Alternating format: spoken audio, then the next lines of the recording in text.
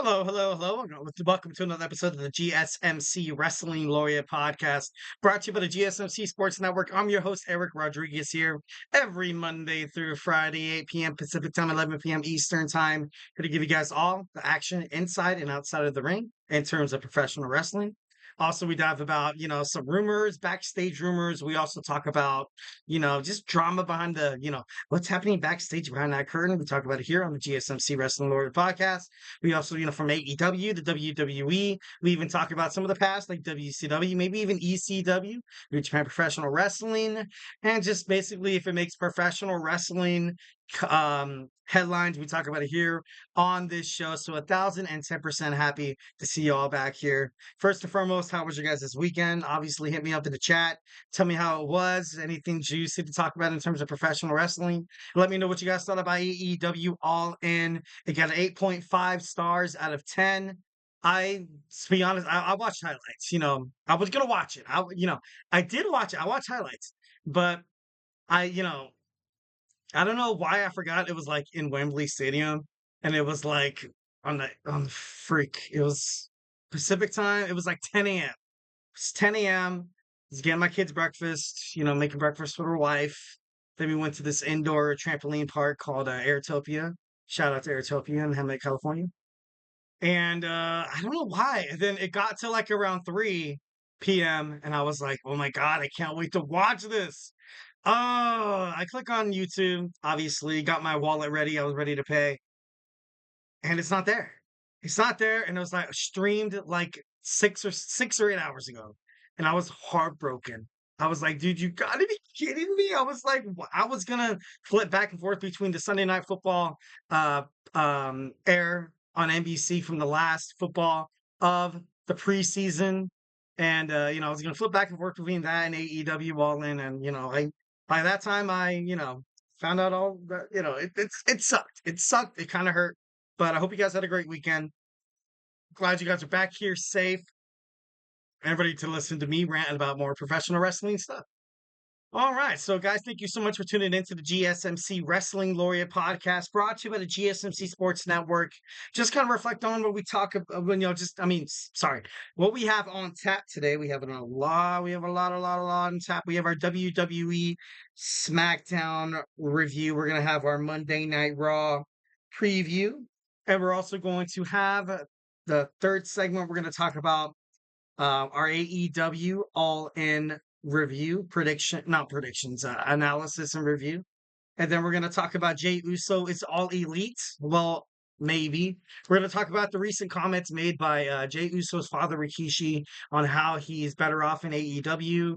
And we're going to talk about that. And then our fifth and final segment, we're going to talk about AE. No, we're going to talk about Ricochet's. We're going to talk about Ricochet's AEW debut. We're going to talk about what it meant for the world of all elite wrestling. Also, what to expect in the future for King Ricochet.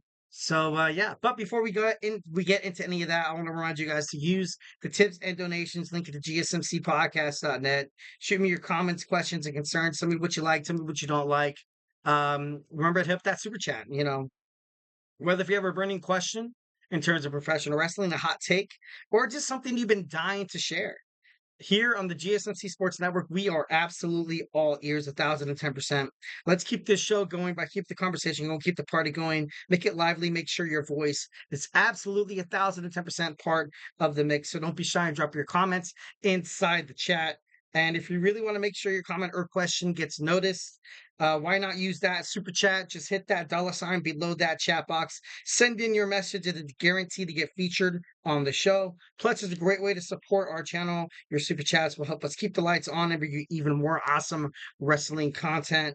We are absolutely 1,010% so grateful for each and every one of you here. Your support means a lot. Makes a lot of difference here at the GSMCpodcast.net.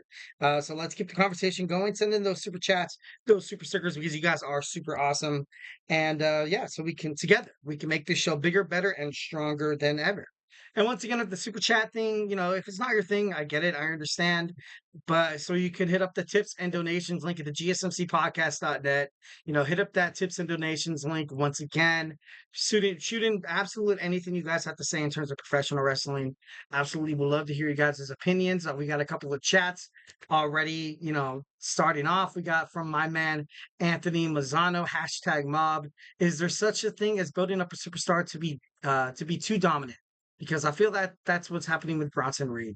You know, um, a great example of this, and I agree 1,010%. If you're WWE creative or wrestling in that kind of matter, if you're trying to build up someone to be so strong that they can't be beaten, it's not going to work. It's not going to work because even if you do have that superstar lose, the fans, the WWE universe, the wrestling universe, they're going to know it's like, dude, like honestly, that was scripted, that was choreographed, that was bad.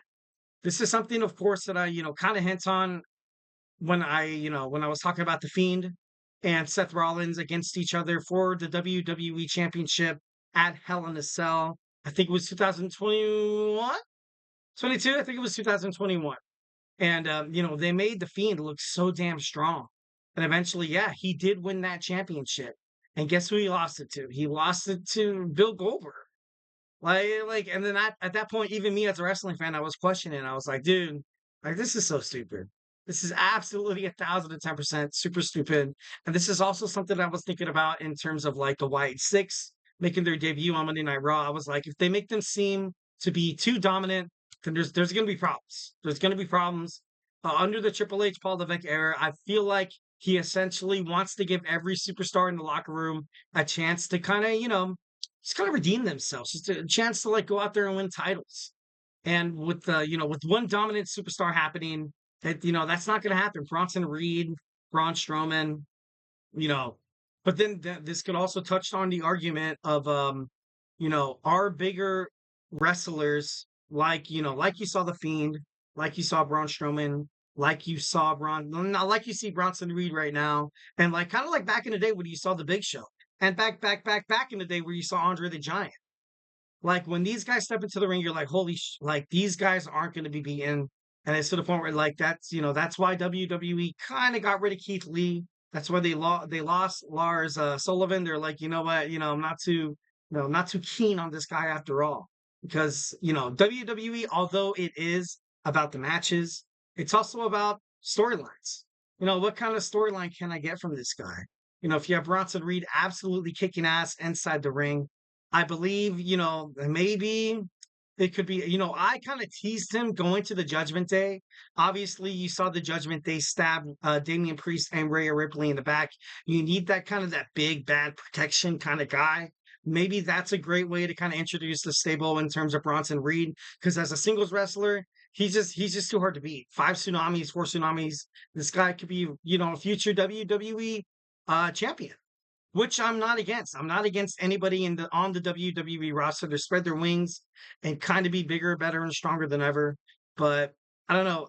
For this storyline to work with Bronson Reed, I feel like right now Bronson Reed doesn't really have a storyline. He's just some guy that comes in. "Oh, I'm so pissed off. I'm gonna go backstage and ruin everybody. I'm gonna splash R-Truth. I'm gonna kill Seth Rollins. And now what is he gonna do against Braun Strowman?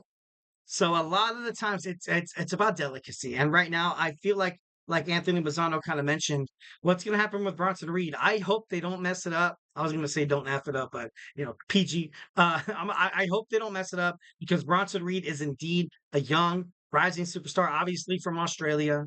A huge wrestling legend from where he's from. So 1,010% hope that they do him right. Monday Night Raw already happened. Why are you saying the preview? To be honest, my man, I'm on the West Coast. I'm already on the West. California knows how to party. I'm just kidding. No, no, but I am from California.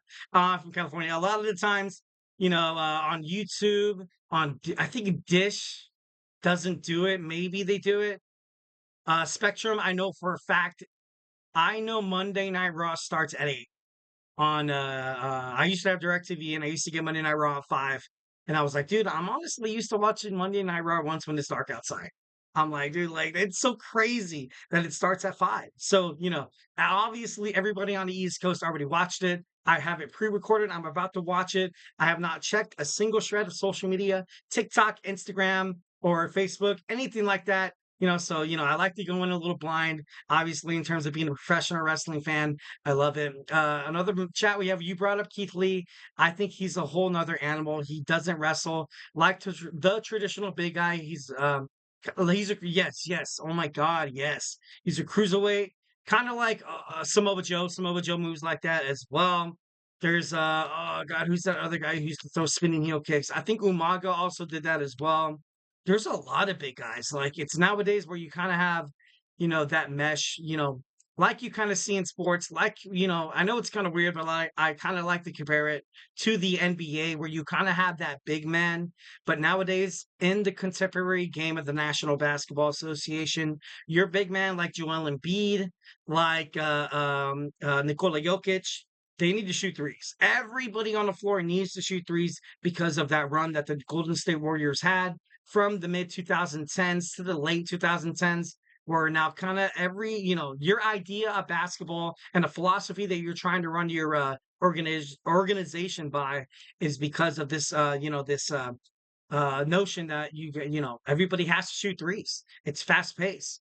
And then with the fouls and the blocking fouls and everything kind of being like, it wasn't like back in my day. Like I remember watching, old Vladdy Divac play, Hakeem Olajuwon. I remember a lot of people. I remember like it was physicality along with you had to have the ultimate package. But I feel like the rules, the NBA, they love high scoring games. Like what you see in the NBA right now, you kind of have 120 to like 130. Like it's too high. But that's just for me. Obviously this is a wrestling podcast, and I'm getting too caught up in the comments. I love you, Anthony Mazzano, my man. I got one last comment before I have to jump into the subject matter. I would be more worried if Vince was running a creative and booking a thing with Bronson Reed. That would be interesting. I know Vince McMahon, he's a very, very, very, very, very, he's hard headed. He's not willing to kind of go out on his own terms. I just hope he doesn't find his way back to WWE. There, I said it. Got to be honest. I feel like, because they've done this before, where Triple H Paul Levesque took over as creative officer, and then Vince McMahon was all of a sudden, he's like, you know what, and they're like, all right, Vince, obviously seniority plays. It plays 1,010% in any kind of business industry. Look at nepotism. Look at how Bronny James got drafted to the Lakers. It's because LeBron James. He had some pull. He had like a little bit of a pull. He was like, draft my son. I can give you an awesome, television deal. But I really honestly hope Vince McMahon is done with professional wrestling. Like I'm not too crazy to like jump on the bandwagon of what Bret Hart kind of had to say about Vince McMahon, kind of him comparing him to like Epstein and Jeffrey Dahmer. And like it's just like I'm not that, you know, I'm not that I don't know, maybe as a wrestling fan, what Vince did was wrong.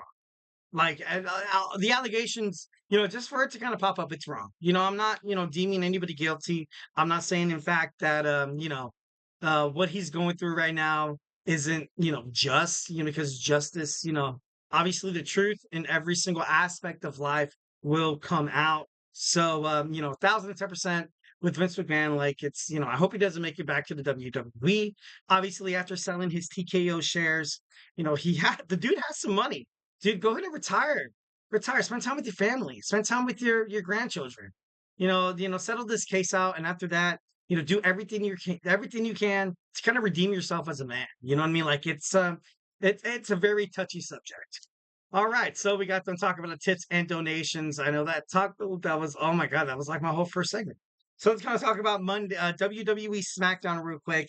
Got to kind of powerball through this one a little bit. Speaking of Powerball, hope you guys got your lottery tickets out. I'm just kidding. No, we don't promote betting around here, but if we win the lottery, don't forget to send your man the professional wrestling laureate. A couple of shekels. You know what I mean? I'm just kidding. No, don't do that. Just kidding. No. First, we have the Grayson Waller effect. We have Cody Rhodes. He was the guest, and from the get-go you had Grayson Waller absolutely disrespect Cody Rhodes. Basically, then you had Cody Rhodes ask I think, yeah, Cody Rhodes. Let's talk about my friends. We had Cody Rhodes ask, "What kind of friend are you?" It's basically saying, "Hey, honestly, you've done everything you can to use Austin Theory once again," kind of hinting at the Austin Theory turn, a babyface. But then also they showed a real, sorry, they showed a reel of Kevin Owens turning on, his friends, I was actually surprised I saw Chris Jericho. I was actually very happy to see Chris Jericho. I was like, dude, I think that's kind of cool. Kind of like what you saw on Monday Night Raw when they were trying to, hint at Ricochet coming back by having him inside of a promo with Braun Breaker. And I fell for it too. I fell for it too, 1,010%. I thought Ricochet was going to make his way back to the WWE because they had exclusive, airtime. They had video production of him on in WWE. So I got to be honest, I was very hopeful. But obviously, that's not exactly what happened as you guys watched at AEW All in Wembley Stadium on Sunday. But I don't know, it was a good promo overall. I thought it was pretty great. Next, you saw Kevin Owens come out and kind of set things straight. Be like, you know what? To be honest, guys, I did mess up in the past, but I'm not that guy anymore. And this whole character change in terms of Kevin Owens could be quite of a shock for WWE. Like, I kind of play with it, I kind of play with the idea a little bit, talking on the podcast, what if all of a sudden, you don't have Cody Rhodes trusting Kevin Owens, maybe he finds a way to attack Kevin Owens right after the match or even before the match. He's like, you know what? How do you expect him to act, Kevin? I cannot trust you. And this is something that Kevin Owens can kind of ride into his new contract with WWE because within 4 months his contract is going to be I think it was 4 to 6 months. You have Kevin Owens' contract being expired, so there could possibly, this. I feel like this match between him and Cody Rhodes is going to set him up for his next contract. Either he turns heel and they sign him for a couple more years, or if he doesn't. But something I feel like has got to give in terms of this Kevin Owens kind of booking here. Okay, now we got to really wrap this up. Nick Aldis, I kind of like it how he was like, you know what, Kevin Owens, just kind of make it quick. I love that. I love how Nick Aldis is, first and foremost, and I'm going to keep this very brief, that the general managers on Raw and SmackDown whatsoever do not include themselves within the wrestling storyline on the show. I feel like that's for the best of WWE because when you blur those lines between management, talent, it's just nasty. It's just bad. Look at what's happening with AEW. I know it's not really Tony Khan, but with the Elite, ever since Matthew and Nicholas Jackson and Okada, Jack Perry, they got together, it's been garbage. It's been garbage. AEW has been kind of relying on outside anomalies to kind of promote the promotion within. But essentially, since you have Matthew and Nicholas Jackson in that position of power as the EVPs, you're the main story. You're the main story, and it's not good. It's not good at all. 1,010%. I believe the younger talent of AEW is growing, and that's great. But then you also have MJF, Will Ospreay, the whole Don Callis thing. You have the AEW Trios Championship, which is really Christian Cage doing his thing. You have a lot of the veterans kind of stepping up. Bryan Danielson recently won the AEW World Heavyweight Championship. It's all about patience. And right now, I feel like the only bad thing about AEW, say it again, is this whole thing between the Elite. It's not working. I'm sorry, it's not working. I love the Young Bucks as a tag team. I love them. They were great. They're legends outside the WWE. I remember going up to like a couple of wrestling fans to be like, "Oh, what do you know about the Young Bucks? The Young Bucks this, the Young Bucks that." But nowadays, no one really cares about the Young Bucks. And it's not an indictment on their talent. It's not an indictment on how they can cut promos. I'm not saying they're crappy. I'm just saying I would like them in different bookings. I think right now the storyline it's kind of done. It's kind of dead. So moving on, I feel like it would be great for both Matthew and Nicholas Jackson, Okada, even Jack Perry's kind of hinting at cutting promos away from the Elite, and I like that. Definitely got to respect Jack Perry in that kind of aspect. All right, next you saw the LA Knight defeat Santos Escobar. You saw the Unholy Union teaming up with Blair Davenport to get the win. You also saw the Street Profits lose against the Bloodline. And Solo Sikoa ordered Jacob Fatu to give his title to Tungaloa, which kind of hinted at a Tungaloa. No, Jacob Fatu possible turn on Solo Sikoa and the new Young Bloodline. Definitely love that. 1010%. The LA Knight issues an open challenge next week on SmackDown. Maybe John Cena shows up. He said it. He says his retirement tour is going to start in 2025. So I'm not too hot on it. I'm not getting my hopes up. Pretty awesome, but I did kind of get my hair cut. For John Cena if he's watching. I'm just kidding. No. But we have Cody Rhodes and Kevin Owens leaving off the end of the night in the main event against Grayson Waller and Austin Theory. Kevin Owens at the end teased the turn, which honestly I kind of didn't like. I honestly didn't really like it. I don't we're so used to seeing Kevin Owens in that role. If he's gonna sign a new contract, if it's gonna be something different, then just I don't know. I just feel like there's got to be some different kind of bookings there. All right, next we're going to talk about some WWE Monday Night Raw preview. Obviously, like I mentioned, by my man Anthony Mazzano, hashtag mob, talking about why are we talking about Monday Night Raw when it has already aired. Not on the West Coast. Like, not all of us have that, that luxury of watching Monday Night Raw at 5 o'clock. I used to pay for DirecTV, but it got way, way, way too damn expensive. I'm not no, not hating on DirecTV. Obviously, 1000%. Respect that. DirecTV. You got to do it yourself. You got to do whatever you can as a cable company because streaming services right now are absolutely, killing it. So you got to do what you got to do. So let's talk about WWE Monday Night Raw. So hey, honestly, guys, do not go anywhere. If you do, I'm gonna miss you, 1010%. So hey, stay tuned.